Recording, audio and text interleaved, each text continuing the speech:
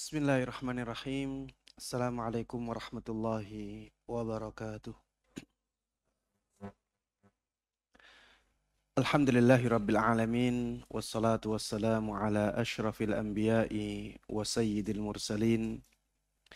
Nabiyyina Muhammadin wa ala alihi wa sahbihi wa man tabi'ahum bi ihsanin ila yaumiddin. Allahumma inna nas'aluka bi asma'ikal husna wa sifatikal ula an tu'allimana ma yanfa'una wa an tanfa'ana bima 'allamtana wa an tazidana 'ilman wa 'amala wa an taj'ala hadzal 'amal khalisan liwajhikal karim wa an tusahhila lana umurana wa talabana fil 'ilmi wa an tusliha lana qulubana wa syu'unana kullaha wa alla takilana ila anfusina tarfata 'ain innaka waliyyu dzalika wal qadiru 'alaih. Hadirin dan hadirat, ikhwati wa akhwati fillah, a'azzanallahu wa iyyakum. Alhamdulillah, segala puji kita terus panjatkan kepada Allah Subhanahu wa ta'ala yang terus memberikan kepada kita nikmat-nikmatnya. Yang nikmat-nikmat tersebut tidak mungkin kita bisa menghitungnya, saking banyaknya. Semoga kita menjadi hamba-hamba Allah yang pandai mensyukuri nikmatnya, sehingga kita mendapatkan kebaikan-kebaikan dari nikmat-nikmat tersebut. Kita mendapatkan pahala, kita juga dijaga nikmatnya, dan juga mendapatkan tambahan kenikmatan yang lainnya.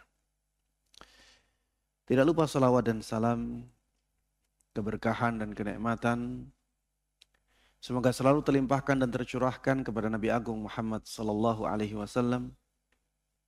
Begitu pula kepada seluruh keluarga beliau, seluruh sahabat beliau, dan seluruh kaum muslimin yang mengikuti beliau dan para sahabatnya dengan baik hingga hari akhir nanti. Para jemaah sekalian, kaum muslimin dan kaum muslimat, rahimana wa rahimakumullah. Di majelis ini kita akan membahas tentang akhlak kepada istri. Akhlak seorang suami kepada istri. Syekh Abdul Razak hafizahullah taala mengatakan di sini, innal baita wa ma yakunu dakhilahu min ta'amul yu'addu miqyasan daqiqan lima'rifati khuluqir rajuli min adamihi. Sesungguhnya rumah dan apa yang ada di dalam rumah tersebut berupa perbuatan seseorang, sesungguhnya rumah dan perbuatan seseorang yang ada di rumah itu merupakan ukuran yang sangat detail, tolak ukur yang sangat akurat untuk mengetahui akhlaknya seseorang, apakah dia benar-benar berakhlak mulia ataukah tidak. Kalau kita ingin mengetahui akhlaknya seseorang, maka kita bisa melihat bagaimana perbuatan dia, bagaimana dia memperlakukan istrinya, bagaimana dia memperlakukan anak-anaknya. Kalau ternyata seorang suami ketika memperlakukan istrinya, memperlakukan anak-anaknya di dalam rumahnya itu sangat baik, berarti dia memang akhlaknya luar biasa. Sebaliknya, kalau seorang suami atau seorang ayah ketika memperlakukan istrinya, memperlakukan anak-anaknya di dalam rumahnya tidak baik, maka itu menunjukkan akhlaknya tidak baik. Kenapa demikian? Disebutkan oleh Syekh Abdul Razak di sini, li'annahul mautin alladhi yatasarrafu fihi al-mar'u bisajiyatihi kaifama kanat duna takalluf. Karena rumah itu adalah tempat yang seseorang biasa melakukan kegiatannya tanpa dibuat-buat. Dia melakukan perbuatan-perbuatan di dalam rumah itu sesukanya, tanpa dibuat-buat. Disinilah akan terlihat akhlak seseorang. Kalau dia memang akhlaknya baik, maka di rumah pun dia tetap baik. Kalau di dalam rumahnya dia buruk, berarti akhlaknya sebenarnya buruk. Kalau di luar terlihat baik, berarti itu ditutup-tutupi oleh dia.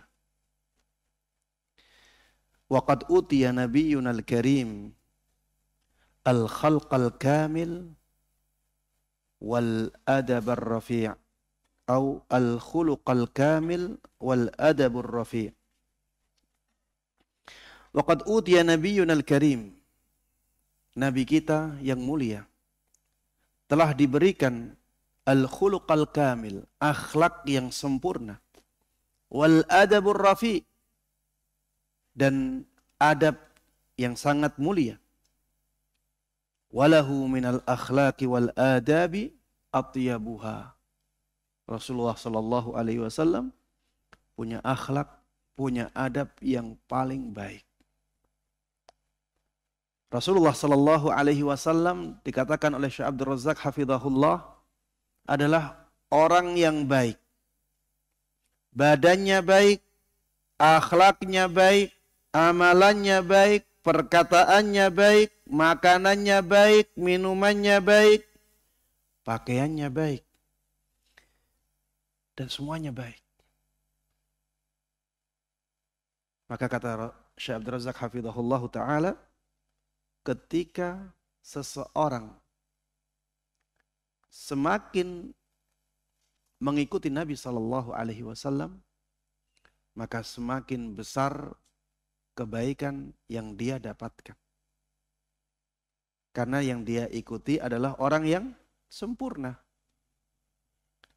Orang yang baik ininya, baik itunya, baik, baik semuanya.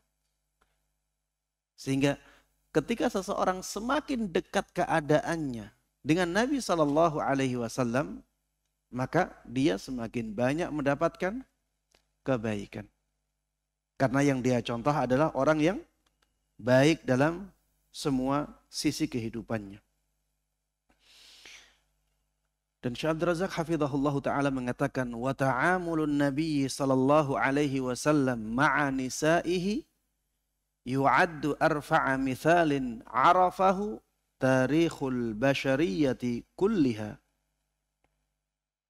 Arafahu tarikhul bashariyah kulliha fil adabi wal khuluqi wa tibil muamalah.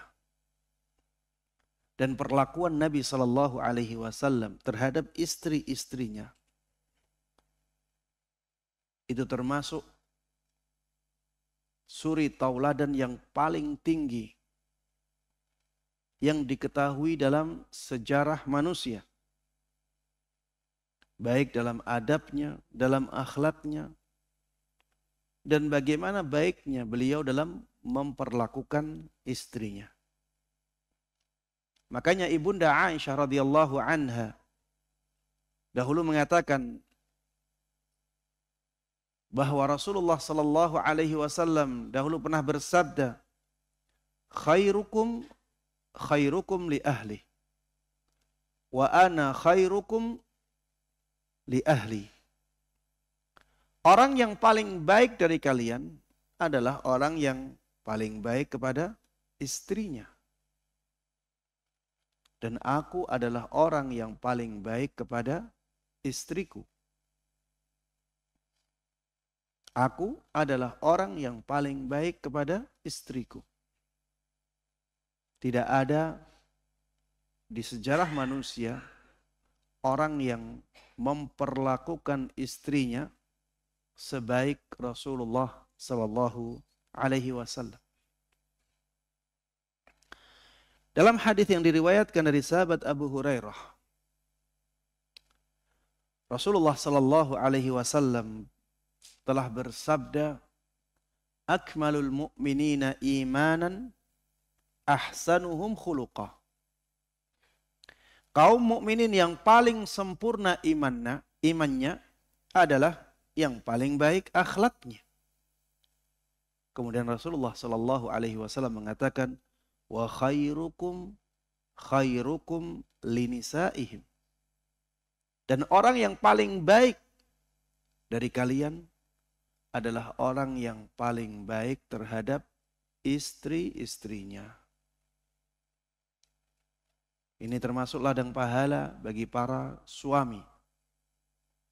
Kalau kita ingin menjadi orang yang paling baik di antara manusia, di antara jalannya adalah kita harus benar-benar memperlakukan istri kita sebaik mungkin. Dan Rasulullah Sallallahu Alaihi Wasallam bisa menjadi suri tauladan yang sangat baik dalam hal ini.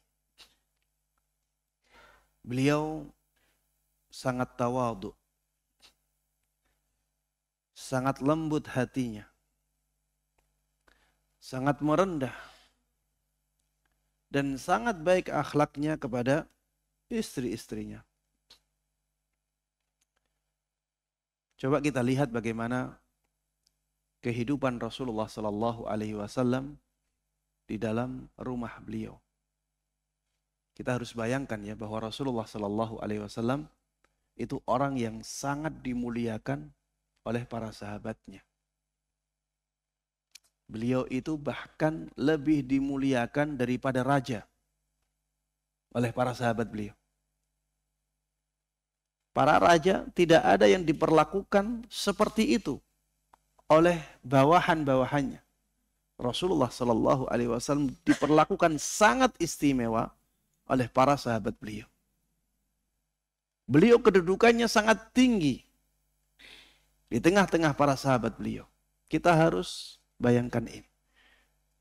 Rasulullah Sallallahu Alaihi Wasallam itu lebih tinggi kedudukannya daripada seorang presiden di sebuah negara, daripada seorang raja di sebuah kerajaan. Tapi lihat bagaimana beliau di rumah beliau.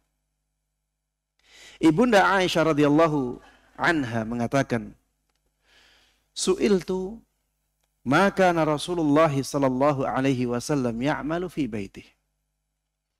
Aku pernah ditanya tentang apa yang dilakukan oleh Rasulullah sallallahu alaihi wasallam di rumahnya. Maka Ibunda Aisyah radhiyallahu anha mengatakan, "Kana basyaran minal bashar." Rasulullah sallallahu alaihi wasallam itu manusia biasa. Beliau di rumah sebagai manusia biasa. Yafli saubah. Beliau biasa membersihkan pakaiannya. Kata-kata yafli itu biasanya membersihkan pakaian dari kutu-kutu. Tapi bisa ya dibuat lebih umum. Intinya membersihkan pakaiannya dari kotoran-kotoran. Beliau sendiri yang membersihkan pakaiannya. Wa yahlubu syatah. Beliau juga biasa memeras susu kambingnya atau susu dombanya. Memeras sendiri. Tidak seperti raja yang diperaskan, ya, susunya dihidangkan. Tidak. Beliau sendiri yang memeras atau memerah susu dombanya. Wa yakhdumu nafsah. Dan beliau biasa mengurus diri beliau sendiri di dalam rumahnya. Para jemaah sekalian rahimana wa rahimakumullah. Kita harus faham juga bahwa ini akhlak beliau yang sangat luar biasa. Kita tidak mengatakan ini kewajiban ya. Jadi nanti para istri Jangan menuntut suaminya seperti ini sebagai tuntutan kewajiban. Iya, itu Rasulullah Sallallahu Alaihi Wasallam ngurus dirinya sendiri. Kamu harusnya seperti itu. Ya, jangan sampai nanti ada kata-kata seperti ini. Hadis ini menjelaskan betapa tingginya akhlak Nabi Sallallahu Alaihi Wasallam terhadap istri-istri beliau. Sampai seperti ini. Kalau misalnya ada suami yang bisa seperti ini, Masya Allah, itu luar biasa. Tapi jangan sampai ini dianggap sebagai suatu kewajiban. Ini bukan suatu kewajiban, tapi ini akhlak yang sangat tinggi terhadap para istri. Disebutkan juga dari Al-Aswad. Beliau mengatakan, aku pernah bertanya kepada Ibunda Aisyah radhiyallahu anha tentang apa yang dilakukan oleh Rasulullah sallallahu alaihi wasallam terhadap istrinya. Maka Ibunda Aisyah radhiyallahu anha mengatakan, kana fi mihnati ahlihi. Dahulu Rasulullah sallallahu alaihi wasallam biasa membantu istrinya. Dahulu Rasulullah sallallahu alaihi wasallam biasa membantu istrinya. Fa idza hadaratis shalah qama ila shalah. Lalu apabila waktu salat datang, beliau pergi untuk salat. Ketika azan berkumandang, beliau tinggalkan rumahnya untuk menjalankan sholat di masjid. Ini akhlak yang sangat luar biasa. Beliau membantu istrinya. Coba antum, bantu istri masak. Bantu istri nyuci piring. Bantu istri ngepel rumah. Bantu istri nyuci baju. Bantu istri nyetrika.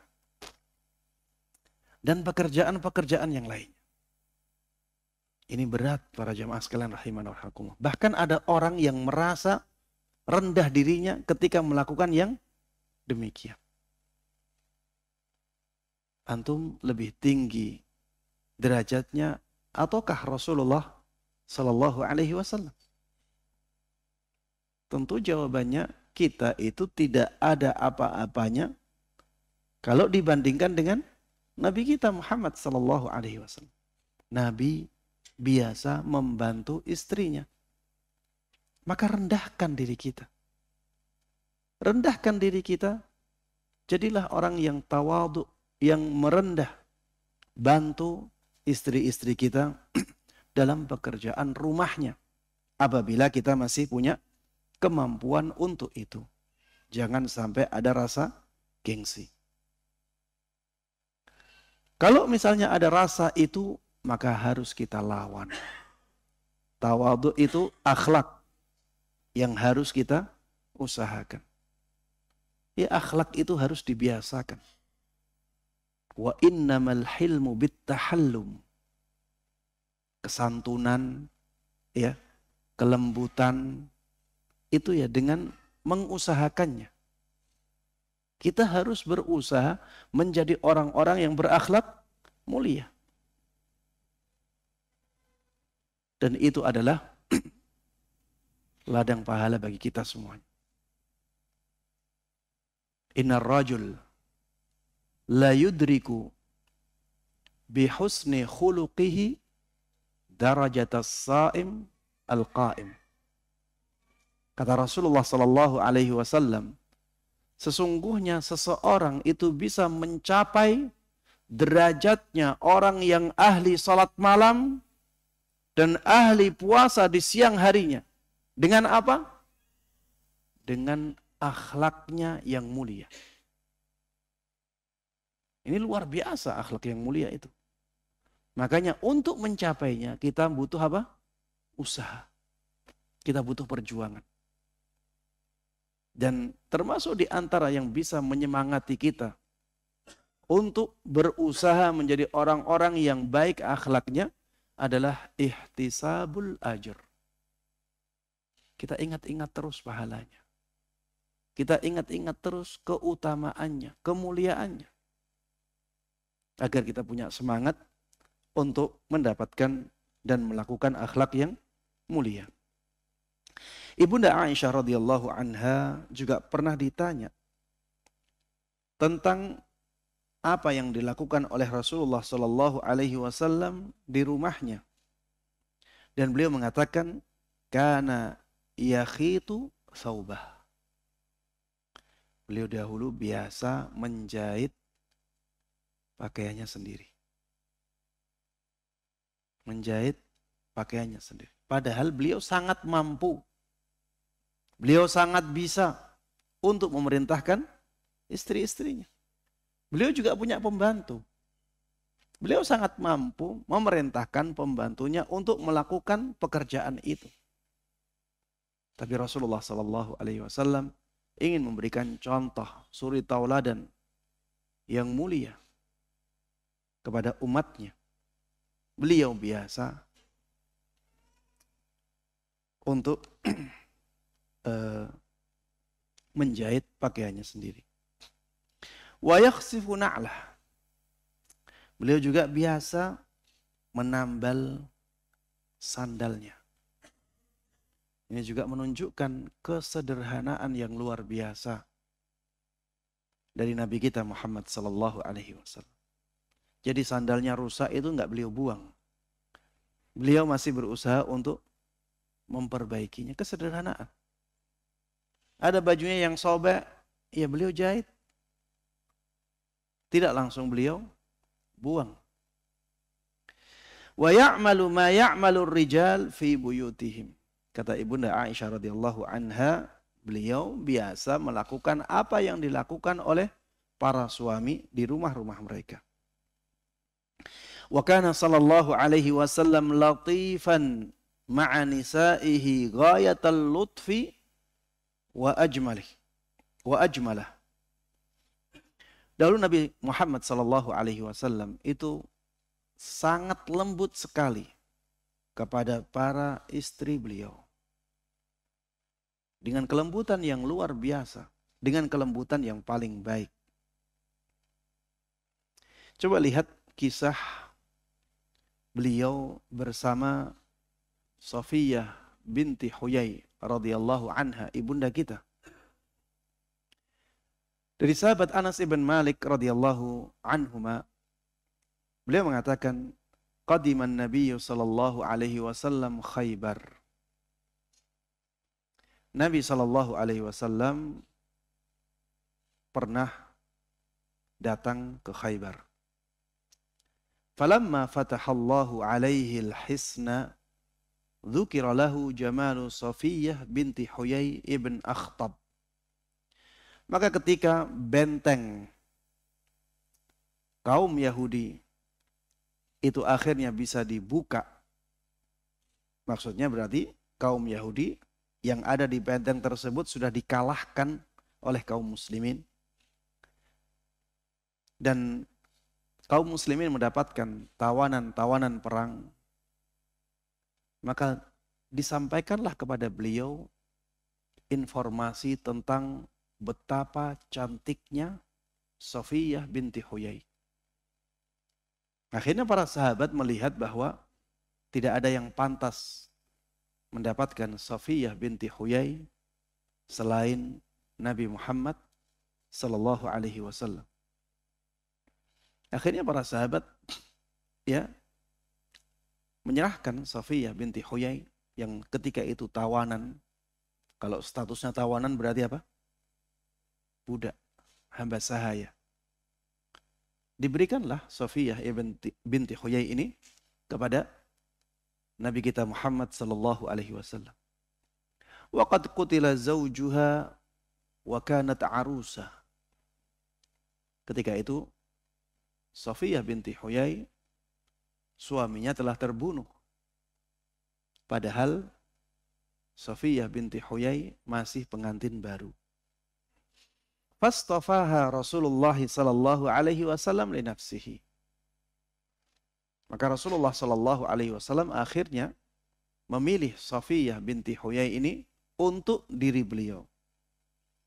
Fa kharaja biha hatta balagna saddar rauha halat. Maka akhirnya Rasulullah sallallahu alaihi wasallam membawa Safiyah binti Huyai ini ke Madinah. Tapi belum sampai ke Madinah, ke tempat yang di sini disebut sebagai Saddar Rauha. Tempat ini terletak antara kota Madinah dan Khaybar. Halat Safiyah binti Huyai selesai dari haidnya. Fabana biha. Thumma sana'a haisan fi nita'in saghir. Maka akhirnya Rasulullah Sallallahu Alaihi Wasallam mengambil malam pertamanya di daerah itu. Kemudian beliau membuat hais. Ya, hais ini sejenis makanan ya, seperti kalau bentuknya seperti getuk di Jawa ya. Warnanya coklat. Seperti itu. Tapi terbuat dari kurma yang dicampur gandum, kemudian dicampur dengan campuran-campuran yang lainnya. Ya, jadinya seperti adonan. Ya. Hais. Sampai sekarang makanan ini ada di Saudi ya, masih ada hais. Ya. Kalau antum ke sana, ya biasanya di hari-hari puasa ada yang menghidangkan hais ini bagi mereka yang berpuasa sebagai hidangan berbuka. Kemudian Rasulullah Sallallahu Alaihi Wasallam membuat makanan hais ini fi nita'in saghir, di tikar kecil yang digunakan untuk meletakkan makanan. Ada yang mengatakan tikar ini biasanya terbuat dari kulit hewan. Biasanya terbuat dari kulit hewan. Ya. Ada yang mengatakan nita' ini bisa terbuat dari apa saja. Yang penting dia adalah tikar yang digunakan untuk meletakkan makanan-makanan. Kemudian Rasulullah Sallallahu Alaihi Wasallam mengatakan kepada sahabat Anas, "Adzin man haulak."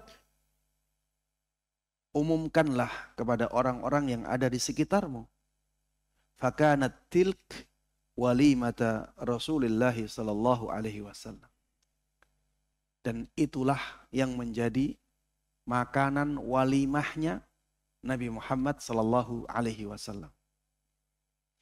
Ini termasuk di antara sunnah yang masih dilakukan di zaman kita, tapi waktunya berbeda. Dahulu kebiasaan Nabi Sallallahu Alaihi Wasallam itu walimahnya setelah beliau ya bermalam pertama. Setelah beliau melakukan malam pertama, hari setelahnya biasanya walimah. Itu yang menjadi kebiasaan beliau. Orang sekarang kapan walimahnya? Biasanya setelah akad. Ya sebelum malam pertama. Sebelum malam pertama. Ustadz, apakah ini bid'ah? Ya kita katakan tidak ya. Itu bukan bid'ah. Karena ini berkaitan dengan kebiasaan, adat ya. Tidak masalah seperti itu. Tapi kalau kita ingin seperti Nabi Shallallahu Alaihi Wasallam, biasanya beliau melakukan walimahnya itu setelah malam pertama. Kepada semua istrinya beliau demikian. Baik. Fakanat tilka walimatu Rasulillah Sallallahu Alaihi Wasallam ala Safiyah. Ya, jadi walimahnya itu sangat sederhana. Disebutkan di sini hanya ya hais. Di dalam riwayat yang lain ya disebutkan tidak ada roti, tidak ada daging. Di dalam riwayat yang lain disebutkan bahwa yang ada ketika itu adalah tamar, kurma. Akid itu al-laban al-jaf. Jadi susu yang dikeringkan. Ini juga masih ada di sana. Anda pernah melihat, jadi wallahu a'lam bagaimana prosesnya. Tapi kalau Anda melihat, ya, maka itu membutuhkan proses fermentasi. Setelah terfermentasi, maka dikeringkan. Orang Arab itu, terutama yang Saudi, daerah-daerah itu ada, ya, itu daerahnya kering sekali. Jadi kalau antum taruh kerupuk di luar, tidak akan melempem karena saking keringnya. Melempem itu kan karena ada air. Di sana kering. Jadi antum letakkan kerupuk di luar, nggak usah antum tempatkan di toples, nggak akan melempem dia. Baju, kalau antum pernah umroh, pernah haji, itu antum taruh di dalam ruangan, kering dia. Nggak usah kena matahari. Karena keringnya. Susu yang sudah difermentasi, kemudian dibiarkan begitu saja. Dia akan menggumpal dan keras. Kalau di sana, apalagi kalau dijemur, maka semakin cepat keringnya, semakin cepat kerasnya. Itu jadi akid, ya. Kemudian ada juga dihidangkan di dalam riwayat yang lain disebutkan ada samin. Samin itu minyak, ya. Sejenis minyak. Ya seperti minyak goreng, tapi dia alami. Baik. Tapi yang jelas di sana tidak ada roti, tidak ada daging. Ini menunjukkan bahwa walimah itu tidak harus mewah. Walimah tidak harus apa? Mewah. Rasulullah Sallallahu Alaihi Wasallam, pernikahan beliau pernikahan yang sangat istimewa. Tapi lihat bagaimana kesederhanaan beliau dalam membuat walimahnya. Walimah itu 1 juta cukup sebenarnya. Tidak harus puluhan juta, ratusan juta. Yang diundang orang-orang kaya saja. Ini sangat tidak sesuai dengan sunnah Nabi Sallallahu Alaihi Wasallam. Lebih penting mendatangkan banyak orang daripada membuat walimah sangat mahal, tetapi yang datang hanya sedikit. Lebih baik dana yang dikeluarkan yang sangat banyak tersebut, buat walimah sebesar-besarnya di daerahnya. Datangkan orang-orang miskin agar mereka menikmati hidangan walimah tersebut. Rasulullah Sallallahu Alaihi Wasallam memang pernah mengatakan di dalam hadis yang lain, aulim walau bisyah. Buatlah acara walimah walaupun hanya dengan menyembelih 1 domba, 1 ekor domba. Tapi kata para ulama, ini bukan perintah yang sampai pada derajat wajib. Naam, walimahnya wajib. Tapi menyembelih 1 ekor domba bukanlah kewajiban. Kenapa? Karena Rasulullah Sallallahu Alaihi Wasallam ternyata pernah membuat walimah tanpa ada daging sama sekali. Para jemaah sekalian rahimana wa rahimakumullah. Di dalam hadis ini, sahabat Anas ibn Malik mengatakan, "Tsumma kharajna ilal Madinah." Setelah itu, kami pun keluar ke Madinah. Maksudnya, kami berangkat ke Madinah, meneruskan perjalanan pulang. Qala fara'aitu Rasulullah sallallahu alaihi wasallam yuhawwi laha wara'ahu bi'aba'atin. Maka aku pun melihat Rasulullah Sallallahu Alaihi Wasallam membuat tali untuk pegangan naik ke onta untuk Safiyah binti Huyai radhiyallahu anha. Dan beliau membuat tali tersebut dengan abaya, dengan kain pakaian. Thumma yajlisu 'inda ba'irihi. Ini yang menunjukkan akhlak beliau kepada istri beliau. Rasulullah duduk di samping ontanya. Antum bayangkan beliau orang yang paling mulia di kaumnya. Bukan orang biasa. Bukan seperti kita. Orang-orang biasa. Ini orang yang lebih mulia daripada raja. Ini orang yang lebih mulia daripada presiden. Beliau duduk di samping ontanya. Fayada'u rukbatah. Dan beliau pun meletakkan lututnya.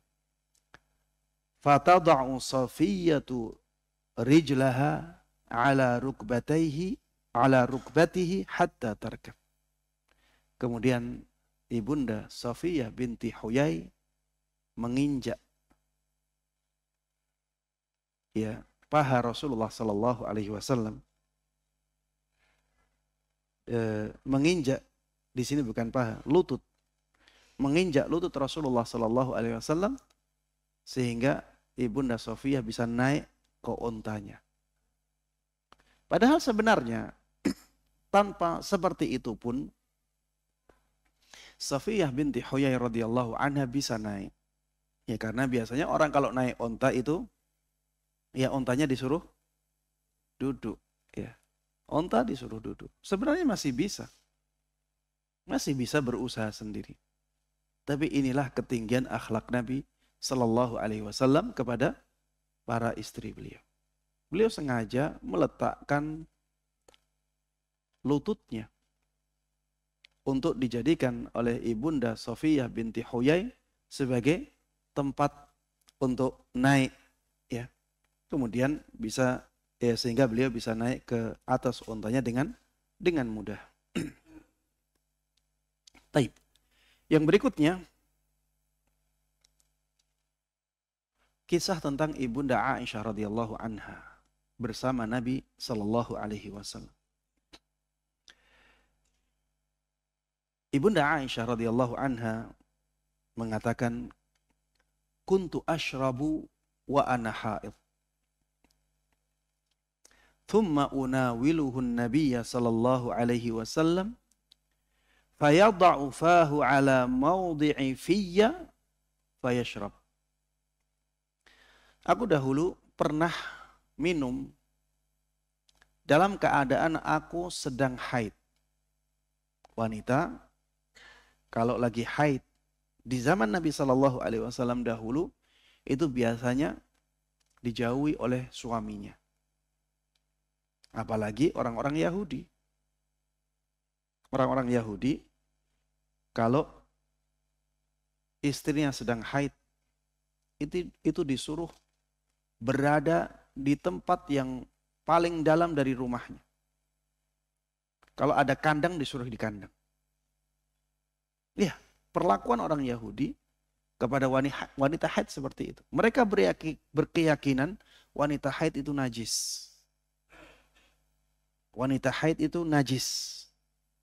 Makanya tidak boleh didekati. Wanita juga harus tahu diri di pemahaman mereka.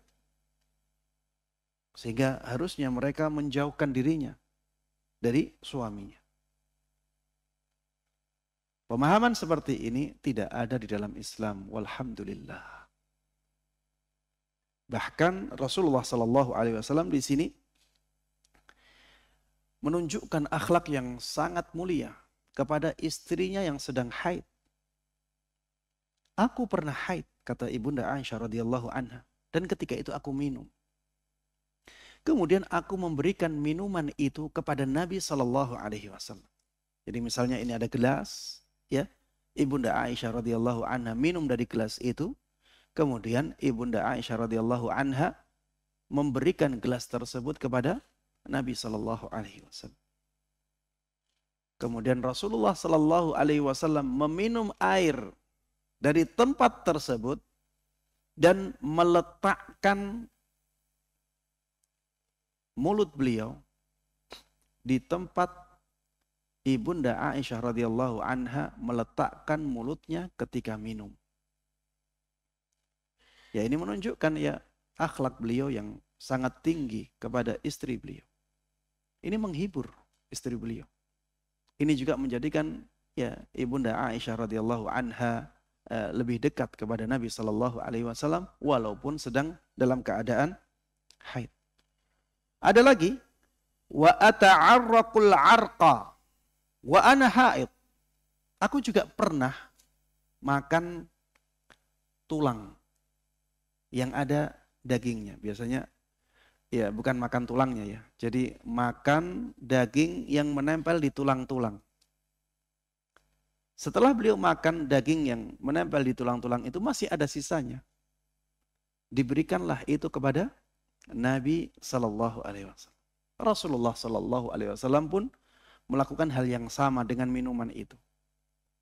Beliau memakan daging-daging sisa itu di tempat Ibunda Aisyah radhiyallahu anha ya meletakkan mulutnya. Fayada'u thumma unawiluhu an-nabiyya sallallahu alaihi wasallam fayada'u fahu ala mawdi'i fiyya. Ya, ini penghormatan Rasulullah sallallahu alaihi wasallam kepada Ibunda Aisyah radhiyallahu anha, padahal ya Ibunda Aisyah radhiyallahu anha ketika itu sedang haid, yang kalau di kebudayaan Arab ketika itu ya orang yang sedang haid ya itu tidak terhormat ya. Dianggap kotor. Bahkan ada yang menganggapnya sebagai seorang yang najis. Tapi lihat bagaimana Rasulullah Sallallahu Alaihi Wasallam memperlakukan istri beliau ini. Ini contoh dan suri tauladan yang sangat luar biasa dalam berakhlak kepada istri. Ya, mudah-mudahan kita semuanya bisa meniru akhlak Rasulullah Sallallahu Alaihi Wasallam. Amin amin ya rabbal alamin. Demikian yang bisa sampaikan dalam kesempatan kali ini, mudah-mudahan bermanfaat dan Allah berkahi. Amin amin ya rabbal alamin. Wassallallahu wasallam wa baraka ala nabiyina Muhammadin wa ala alihi wa sahbihi wa man tabi'ahum bi ihsanin ila yaumiddin. Walhamdulillahi rabbil alamin. Silakan dikumandangkan azan. Setelah azan ada sesi tanya jawab. Barakallahu fikum.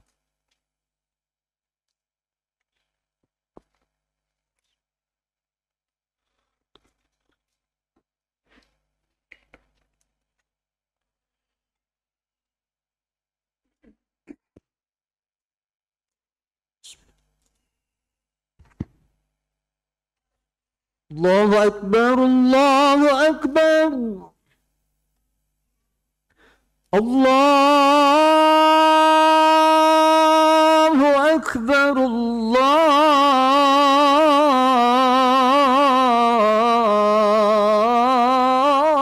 Akbar. Asyhadu an la ilaha illallah.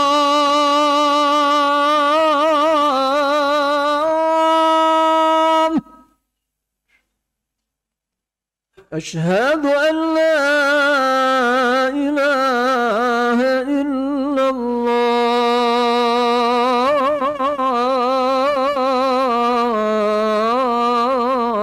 الله أشهد أن محمد رسول الله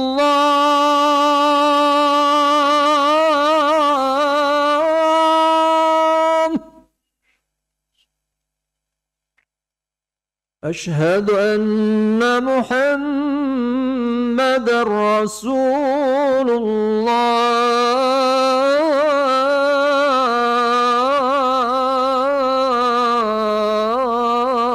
الله حي على الصلاة حي على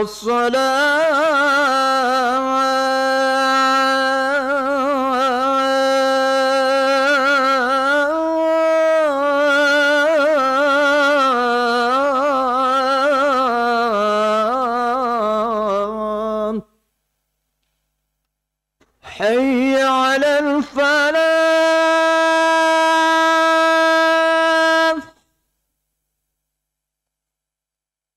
حي على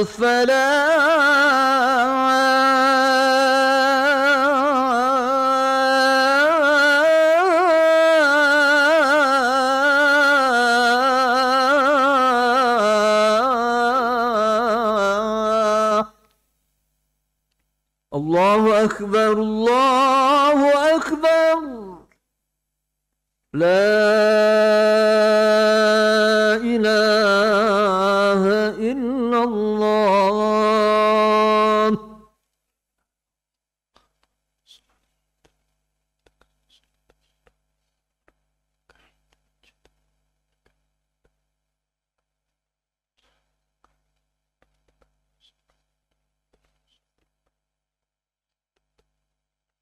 Baik, pada yang bertanya silakan.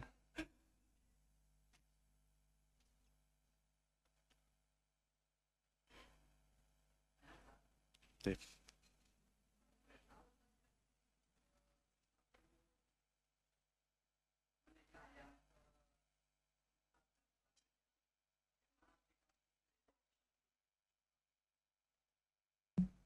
Apa?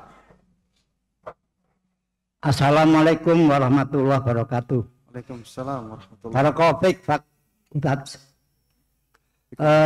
Waktu walimahan yang ke-4, 5, dan 6, bagaimana sikap istri-istri terdahulu? Apa juga ikut bergembira menyambut walimahnya? Begitu, terima kasih Ustadz. Assalamualaikum warahmatullahi wabarakatuh. Pernikahan yang ke-5, ke-6 ini apa ada? Istrinya lebih dari itu. Jadi walimahan kan berkali-kali. Tiap habis nikah kan walimahan. Sikap istri sebelumnya bagaimana Ustaz? Apa juga ikut gembira begitu?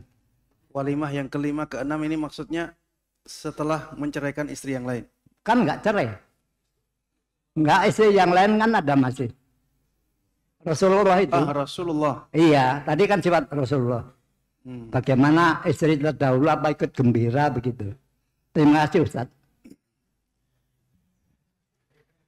Iya, wallahu taala alam ya, di pembahasan tentang Safiyah binti Huyai ini karena beliau nikahnya di perjalanan.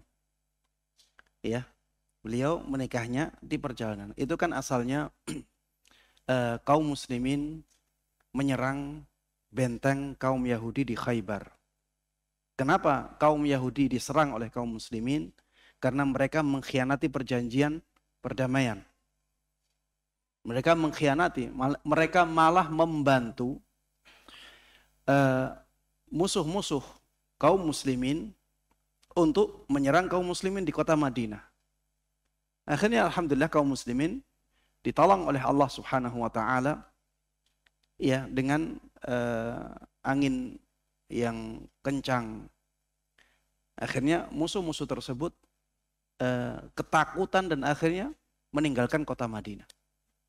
Setelah itu Rasulullah Sallallahu Alaihi Wasallam memerintahkan para sahabatnya untuk menyerang Khaybar karena kaum Yahudi mereka mengkhianati perjanjian perdamaian itu.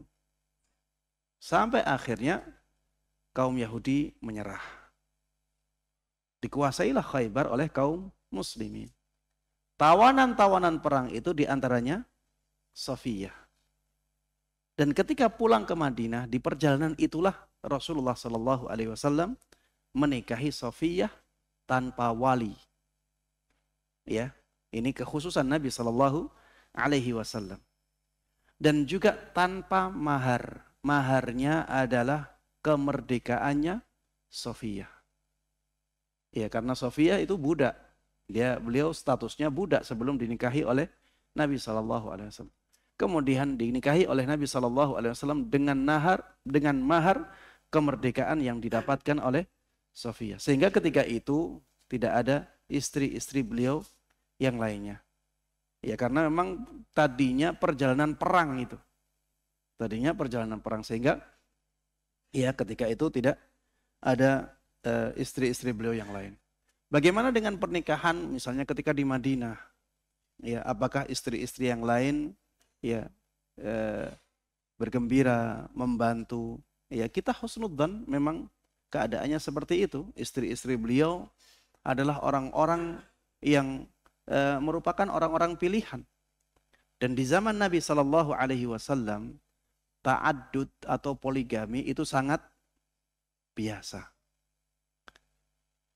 Bahkan ada di antara sahabat Nabi Sallallahu Alaihi Wasallam yang ketika masuk Islam istrinya berapa? 8. Ada sebagian sahabat Nabi Shallallahu Alaihi Wasallam yang ketika masuk Islam istrinya 10. Jadi antum jangan bayangkan keadaan masyarakat di zaman Nabi Shallallahu Alaihi Wasallam dalam melihat poligami seperti keadaan masyarakat di zaman kita ketika melihat poligami. Dulu itu sangat biasa sekali. Jadi kalau misalnya istri-istri yang lain bergembira menyambut istri Rasulullah yang ke-5, ke-6, ke-7, ke-8, ke-9, ke-10, ke-11, ya itu sesuatu yang sangat biasa memang di zaman itu. Ya. Orang-orang di zaman ini kenapa sangat benci dengan syariat poligami? Sangat tidak suka. Ya karena ada faham feminisme yang disebarkan di tengah-tengah masyarakat kita. Bahkan tidak hanya di Indonesia. Di dunia, paham feminisme sudah ditanamkan sejak lama. Ada emansipasi yang akhirnya menyetarakan gender. Ini sebenarnya ya secara pandangan Islam itu kurang sesuai. Emansipasi ini secara pandangan Islam kurang sesuai. Karena nyatanya kaum muslimin, nyatanya kaum laki-laki mereka yang lebih berhak menjadi imam dalam salat. Kaum perempuan tidak demikian. Nyatanya ya banyak dari amalan-amalan yang khusus untuk kaum laki-laki. Bukan berarti Islam itu merendahkan kaum wanita, tidak. Tapi kalau dikatakan sama derajatnya, maka tidak demikian. Di dalam kehidupan berkeluarga pun demikian. Yang diberikan tingkatan tertinggi atau kedudukan tertinggi adalah para suami. Ar-rijalu qawwamuna 'alan nisa. Di dalam ayat disebutkan dengan jelas walir rijali 'alaihinna darajah. Bagi kaum laki-laki ada derajat yang lebih tinggi di atas kaum wanita. Ini firman Allah Subhanahu wa taala. Tidak bisa kita ganti. Tapi yang harus digarisbawahi, Islam itu sangat memuliakan wanita. Islam itu sangat menjunjung tinggi kedudukan wanita. Tapi kalau dikatakan sama dengan kaum laki-laki, maka tidak demikian. Ya. Selama ini kita dicekoki dengan paham-paham feminisme. Dengan paham-paham penyamaan kesetaraan gender. Padahal tidak semuanya sesuai dengan ya syariat Islam. Ketika ada kesetaraan gender ini, akhirnya ya ada tuntutan bahkan untuk poliandri. Iya, sebagaimana kaum laki-laki diberikan hak untuk poligami, harusnya kaum wanita diberikan hak untuk poliandri. Mereka sampai mengatakan sebagaimana kaum laki-laki diberikan hak untuk mentalak, maka harusnya kaum wanita juga diberikan hak untuk mentalak. Pemahaman feminisme ini sangat meracuni ya kaum muslimin. Sehingga akhirnya banyak dari syariat-syariat Islam yang terpengaruh.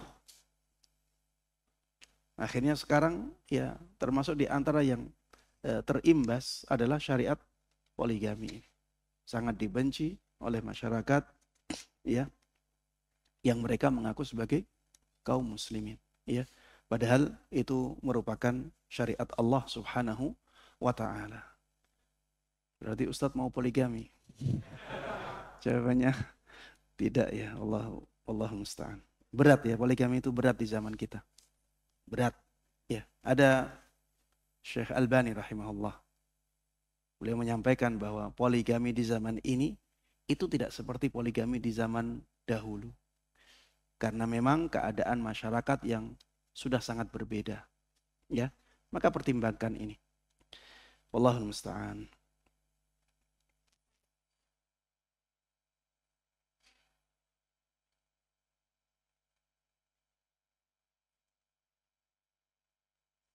Ustadz izin bertanya, kalau suami hanya bisa ke kajian 1 pekan sekali. Apa istri boleh datang ke kajian sendiri ketika jam sekolah anak-anak? Pagi sampai sebelum zuhur, 1 pekan 2 kali kajian. Atau baiknya kajian online saja. Sebaiknya izin kepada suami, ya.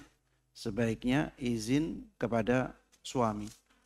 Kalau misalnya ya tempat kajiannya itu dekat, ya, maka boleh, ya, boleh untuk berangkat tanpa izin suami. Tapi kalau tempatnya jauh, ya, maka ini harus izin kepada suami. Karena bisa jadi suami tidak mengizinkannya. Karena suami mempertimbangkan keselamatan juga misalnya. Atau misalnya kalau suaminya membutuhkan sesuatu, akhirnya menjadi sulit, ya, untuk melakukan hal tersebut, ya. Sehingga kalau tempatnya jauh, ya, membutuhkan waktu yang lama, izin kepada suami. Kalau tidak diizinkan bagaimana Ustadz? Ada pilihan online, ya, ada pilihan online. Ya, taat kepada suami dalam hal-hal yang seperti itu insya Allah lebih baik. Wallahu a'lam. Bolehkah istri membadalkan umrah untuk suami yang sudah meninggal? Suami sudah pernah pergi haji. Boleh, ya, tidak ada masalah. Tapi ana sampaikan faedah dari Syekh Utsaimin rahimahullahu ta'ala dalam masalah ini. Beliau mengatakan lebih baik didoakan daripada dibadalkan umrah. Dan mendoakan suami itu lebih ringan. Kecuali kalau orangnya mengatakan, Ustadz saya membadalkan, saya juga mendoakan. Maka tetap ya yang membadalkan dan mendoakan lebih baik. Ya. Tapi kalau antara dua pilihan itu, ya, maka mendoakan lebih mulia. Kenapa? Karena itulah yang disebutkan oleh Nabi kita Muhammad sallallahu alaihi wasallam tentang seorang anak, ya. Idza matal insan inqata'a anhu 'amaluhu illa min thalath. Shadaqah jariyah aw 'ilmin yuntafa'u bih aw waladin salihin yad'u lah. Ya, aw waladin salihin yad'u lah. Atau anak saleh yang mendoakan kebaikan untuk orang tuanya. Bukan anak saleh yang membadalkan umrah untuk orang tuanya. Bukan anak saleh yang menghajikan orang tuanya. Tapi awaladin salihin yad'ulah. Ya, ini disampaikan oleh Syekh Utsaimin rahimahullah. Barakallahu fikum. Demikian para jamaah sekalian rahimana rahimakumullah. Akhir dari majelis kita pada kesempatan kali ini, mari kita tutup dengan doa kafaratul majlis. Subhanakallahumma wa bihamdik asyhadu an la ilaha illa anta astaghfiruka wa atubu ilaik. Assalamualaikum warahmatullahi wabarakatuh.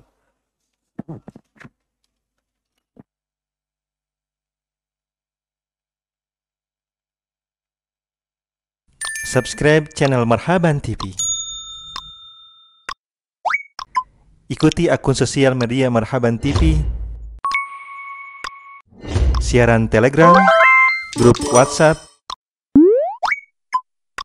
Yuk berdakwah bersama kami, dukung operasional dakwah dan sosial kami, raih pahala jariah yang terus mengalir sampai hari kiamat. Jazakumullahu khairan.